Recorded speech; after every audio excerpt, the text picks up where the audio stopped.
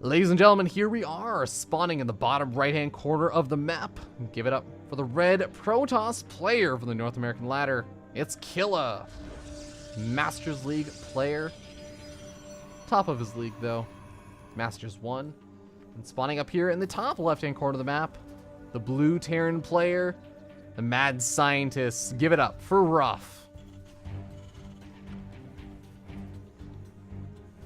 So we've been seeing a lot of hyper-aggressive builds out of RuFF, and you know, he is a very, very crazy player to watch, and it's important to remember that RuFF is actually still a pretty good player.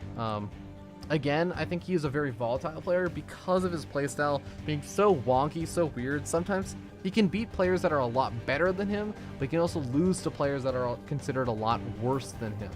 And this is definitely true considering he's had deep runs at events like, I believe, DreamHack Austin of 2016.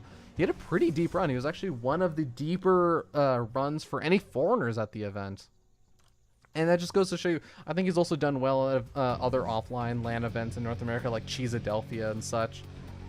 But I'm interested to see what he's going to be capable of. So far, we haven't really seen any kind of RuFF specialty builds. Those builds that you think only RuFF could have come up with this.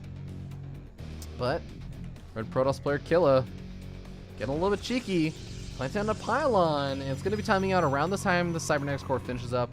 Normally, I would expect a proxy Stargate from a proxy pylon, but this location is just so odd that I almost want to say it looks like it's going to be a proxy Twilight Council and going into a really fast Dark Shrine, but still could end up being the Stargate. We'll have to wait and see. What is Killa going to do once that Cybernetics core finishes up? He's got a lot of gas being mined, and there it is. Twilight Council being made, just because this, if you're going to proxy Stargate, you might as well proxy over here or even over here. But well, maybe not so much over there, since RuFF is actually scouting around with that Marine. This is something that I think RuFF does a lot. He doesn't send out an initial SCV scout a lot of the time, and he will eventually sometimes send out a super late SCV scout, but he scouts everywhere for proxies with his first Marine. He is so unbelievably careful with it. And also, he doesn't actually end up opening up Reaper, which I think sometimes can catch a lot of pros players off guard. But because of that, RuFF is not going to actually get the scout out on the fact that there's no natural expansion from his opponent, that he is in fact also up against a very aggressive, one base attack. RuFF is going for his own natural expansion, but he's also getting up a Cyclone and a Widowmine, a very interesting mixture of units, and I actually really like it though. Widowmine can be a very nice safety precaution against a proxy Stargate or just a Stargate in general. And the Cyclone is just a general precautionary measure versus everything else. This is a really nice way to guarantee yourself getting to that mid game if you're not going for that kind of Reaper opening and don't really have a lot of information on your opponent. Widowmine, as you can see, burrows inside that mineral line. Is going to be playing the safety play over there. And even the command center is actually up on the high ground. Everything from RuFF kind of screams safety in a RuFF specialty style. But that Dark Shrine is going to be finishing up. The Warp Prism is finished up. Is making its way across the map and probably be able to get at least halfway across the map before it's going to be able to warp in Dark Templar. We'll see how effective they're going to be. This is the kind of one safety precaution I guess RuFF is not 100% prepared for. We're going to see where his energy is. I think that around the time that this is going to come in is going to be almost the exact moment that both of these, all of his energy is just going to be used up. The Warp Prism is moving in right now. It's going to probably try to warp in some units at the exact same time that there's going to be about 50 energy left over. He has no idea about this. He doesn't see anything. Energy is there. Does he throw down the Mule? He's not going to throw down the Mule just yet. Oh my god, RuFF can actually scan. He can take out these DTs, and even has a Widowmine over there. Oh my god, he softens up so many of the SCVs. Not that it matters, because DTs one-shot at workers anyways, but still, a lot of damage done to those SCVs. That's actually still rather painful. Oh my god, RuFF is down to 11 workers. Did he have a second Widowmine there? Well, the DTs are certainly taking care of the rest of everything. A beautiful split up over here from Killa, making it so difficult, and RuFF only had one scan to work with. He has to wait around for a second scan. He's going to have it in about 5 seconds, but 5 seconds too late. He's down to just 2 workers. And the DTs are splitting up once again. 1 worker left over. This is the lone worker for RuFF. He's got minerals, sure, but not a whole lot else. Cyclone's gonna find the DTs, and he does kill off one of them with a Widow Mine. The other one gets sniped off by the Cyclones, and Lock-On is gonna get some damage done, but let's be real, it's never gonna actually kill that Warp Prism as long as the Pros player is paying attention.